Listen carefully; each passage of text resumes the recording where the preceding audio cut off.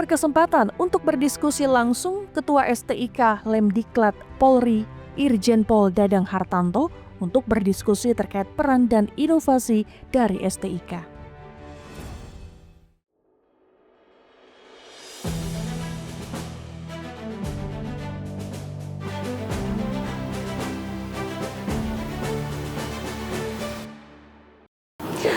Selamat pagi Pak Dadang, terima kasih Bapak telah meluangkan waktunya bersama kami untuk berdiskusi mengenai inovasi dan peran dari STIK sendiri dalam membentuk perwira Polri begitu. Jadi STIK ini memang sumbernya adalah perwira Polri yang sudah aktif. Lulusan Akpol yang sudah berdinas kurang lebih 3 tahun, mereka dipersyaratkan untuk bisa masuk ke STIK. Antara pangkat Ibtu, KP, mereka bisa masuk ke tempat kita. Itu artinya berlulusan Akpol, lalu dinas setahun hingga 4 tahun, baru masuk ke STIK ya Pak. Lalu visi dan misi utama dari STIK ini seperti apa Pak? Jadi perlu saya sampaikan bahwa berdasarkan Perkap Kapolri nomor 1 tahun 2018 tentang statuta STIK, untuk STIK ini Sekolah Tinggi Ilmu Kepolisian, dahulu namanya PTIK, Perguruan Tinggi Ilmu Kepolisian. Nah, kemudian berubah menjadi Sekolah Tinggi Ilmu Kepolisian. Itu ada 2 peran utamanya. Peran utama yang pertama adalah melakukan penyelenggaraan pendidikan tinggi. Jadi ada S1, S2, dan S3. Kemudian yang kedua, peran keduanya adalah melakukan pengembangan dan pengkajian ilmu pengetahuan dan teknologi kepolisian. Berdasarkan 2 peran tersebut, maka kemudian dirumuskan visi dari STIK, yaitu Lembaga Pendidikan Tinggi dan Pusat Pengembangan dan Pengkajian Ilmu Pengetahuan dan Teknologi Kepolisian yang berkelas dunia, berdaya saing global, dan berliterasi digital, yang menghasilkan lulusan yang cendekia di bidang ilmu kepolisian, bermoral, profesional, memiliki jiwa juang, dan memberikan pengabdian untuk kepentingan nusa dan bangsa, serta kemajuan bagi Polri dan masyarakat. Jadi semua visi yang ada di sini kemudian diimplementasikan menjadi misi, kemudian ditindaklanjuti menjadi strategi, program, dan kemudian aksi-aksi nyata yang didukung dengan anggaran. Baik, lalu seperti apa Pak pola pendidikan dan kurikulum yang diimplementasikan di STIK sendiri? Untuk masa pendidikan di STIK ini 14 bulan. Jadi S1 ya, S1 14 bulan. Kalau untuk S2 kita programkan 2 tahun.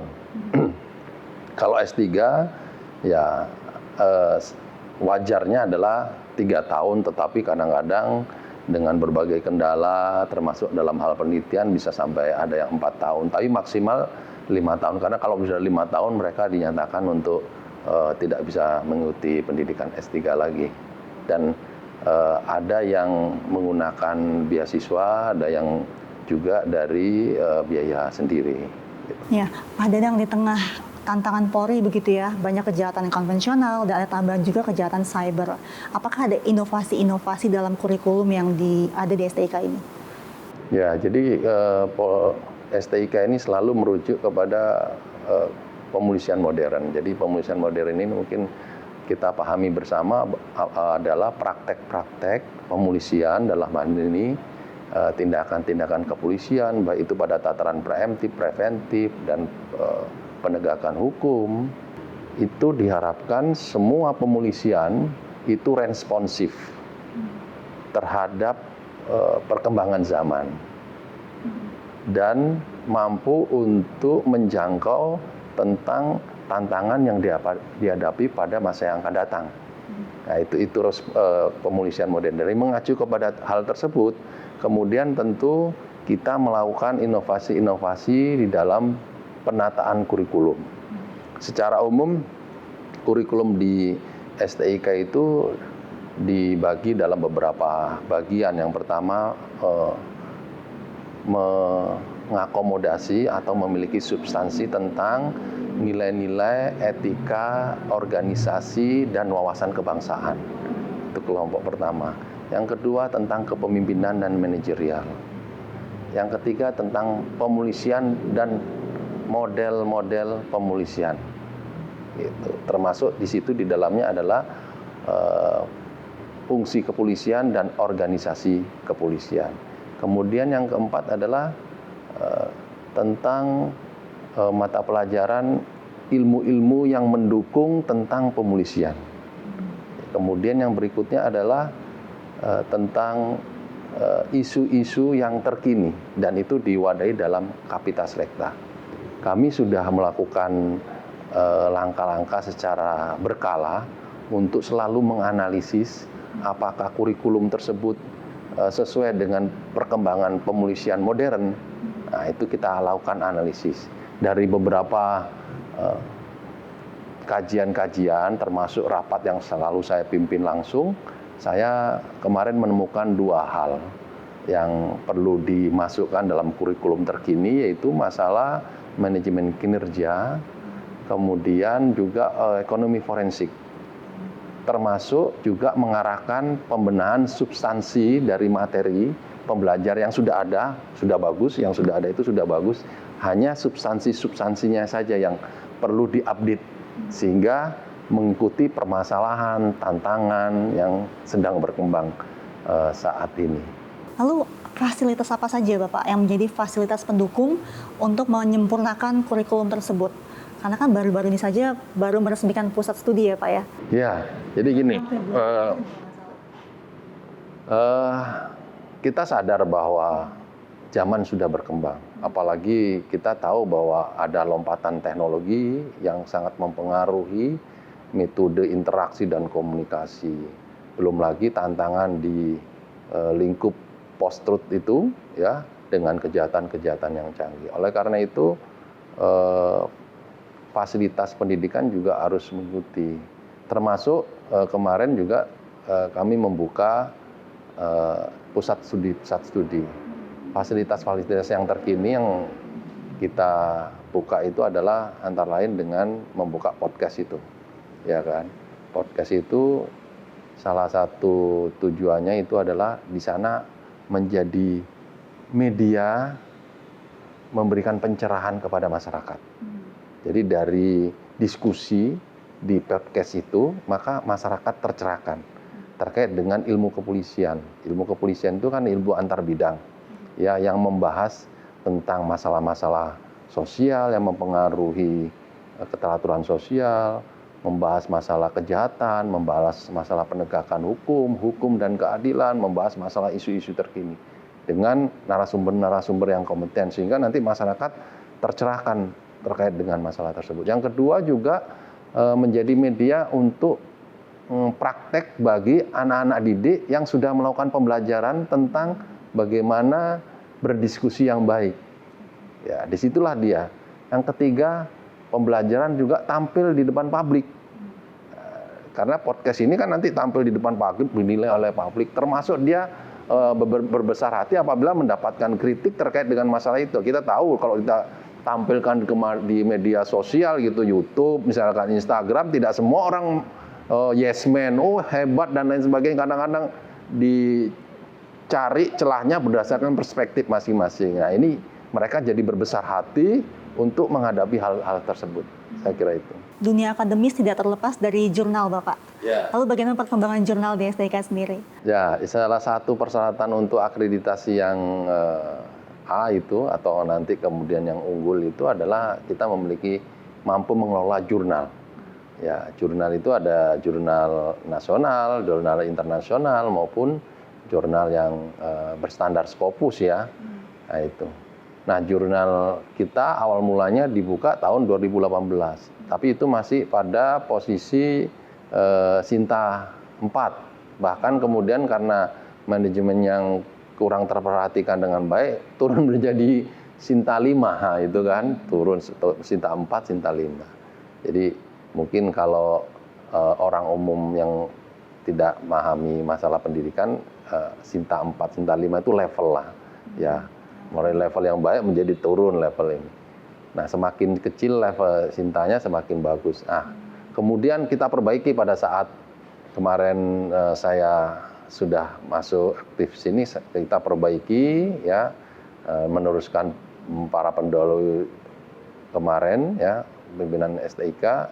Alhamdulillah tahun 2024 kemarin akhir kita mendapatkan Sinta 2. Sinta 2 itu mendekati ya jurnal, sekarang sudah berstandar internasional kalau jurnal Sinta 2. Kalau kita harapkan sih Sinta 1 atau Scopus. Scopus itu udah level paling tinggi ya untuk jurnal ini. Kita harapkan bisa masuk ke situ. Itu untuk jurnal ya ilmu kepolisian. Kemudian kita membuka lagi namanya Jurnal Manajemen Keamanan. Nah, ini sedang dikelola akreditasinya supaya bisa nanti masuk kepada level Sinta tertentu. Kita harapkan sih langsung masuk ke Sinta 3 atau Sinta 2 ya.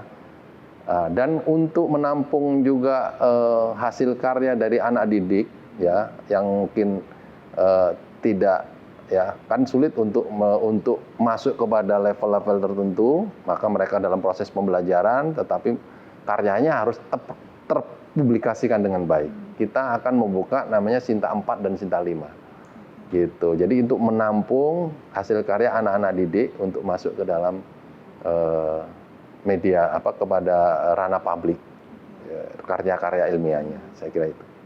Pak Dadang, seberapa besar dampak alumni STIK ini terhadap kualitas kepolisian Indonesia?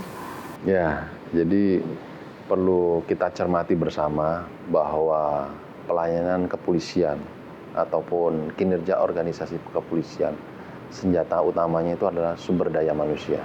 SDM-nya ya Pak ya? Ya, maka kalau sumber daya manusianya tidak baik, maka kinerjanya juga akan tidak baik. Tetapi kalau sumber daya manusianya baik, maka pelayanan kepolisian atau kinerja Polri akan baik. Nah, di dalam suatu organisasi ada dibagi dalam beberapa level. Ya, level top manager, middle manager, kemudian low manager, worker. Worker itu tataran bintara. Dia yang mendominasi jumlah yang paling besar di organisasi Polri. Tetapi untuk low manager, middle manager, ya, dan top manager, semua ini bersumber dari perwira. Ya, ada lulusan SPSS, ada lulusan SIP, dan ada lulusan Akpol.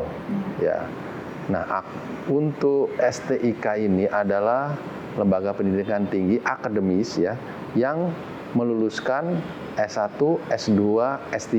S1 sumbernya adalah dari lulusan Akpol yang sudah bekerja 3 tahun. Mereka masuk situ. Artinya ketika mereka keluar, mereka akan bekerja kepada low manager, kepemimpinan tingkat bawah.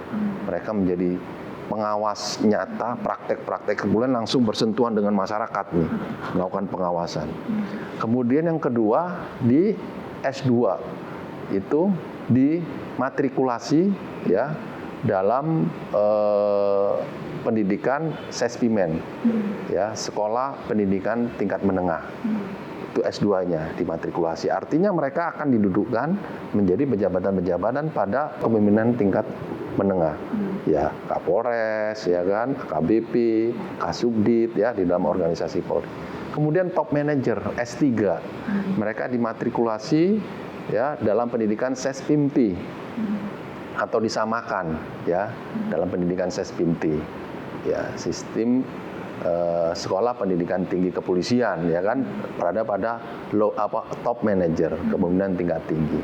Sehingga kalau kita berbicara semuanya dominasi pemimpin-pemimpin itu lahirnya dari STIK, maka ketika alumni PT STIK ini tidak baik, maka mereka juga akan berkinerja tidak baik. Oleh karena itu penataan sekolah ini harus benar-benar serius dan sangat penting gitu loh.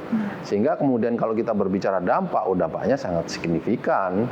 Sehingga tidak boleh kata tidak untuk fokus terhadap pembenahan pembelajaran maupun pengasuhan di STIK ini, yaitu dengan cara-cara yang berintegritas, profesional. Kita memberi, kemudian kita harapkan melahirkan pemimpin-pemimpin yang bisa menjadi teladan, apalagi gaya kepemimpinan dominan kita, ya, kita mengharapkan menjadi servant leadership, kepemimpinan yang melayani.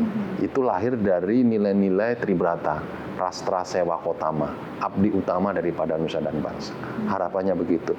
Banyaknya kekurangan yang sekarang terjadi, yang mungkin menjadi diharapkan oleh masyarakat, itu menjadi kajian kita bersama untuk memperbaiki Polri dalam dunia pendidikan. Saya kira itu. Ya, apalagi juga STIK ini kan sebagai fondasi ya Pak. Ya. Fondasi dasar untuk perwira-perwira Polri ya Pak. Ya, fondasi dasar dan secara keilmuan, dan kemudian yang tadi di dalam tataran praktis, akademis, pelatihan, praktis. Jadi tidak berhenti dalam teori dan konsep saja, tapi itu lahir dari permasalahan-permasalahan dan tantangan di dunia praktek yang dikaji dengan penelitian, kemudian dipelajari, melahirkan suatu teori dan konsep, dianalisis lagi. Jadi siklusnya berputar itu. Nah, itu yang perlu kita tahu. Jadi jangan bicara, itu kan hanya teori, itu hanya konsep. Tidak, tapi teori dan konsep terimplementasi dalam tataran praktek. Oke, baik, terima kasih Pak Dadang. Semoga STIK terus bisa eksistensinya itu mencapai internasional begitu ya, dan bisa mencetak perwira Polri yang berintegritas dan kredibilitas. Terima kasih Pak atas waktunya. Semoga kita semua diberikan perlindungan dan kekuatan oleh Allah Subhanahu wa Ta'ala, Tuhan Yang Maha Kuasa. Terima kasih. Demikian Polisi Menjawab edisi kali ini. Polisi Menjawab hadir untuk menuntaskan keinginan publik akan berbagai informasi terkini, membuka kebenaran dan akurasi sebuah informasi. Saya, Menteri Tanzil, pamit undur diri, sampai jumpa, dan salam presisi.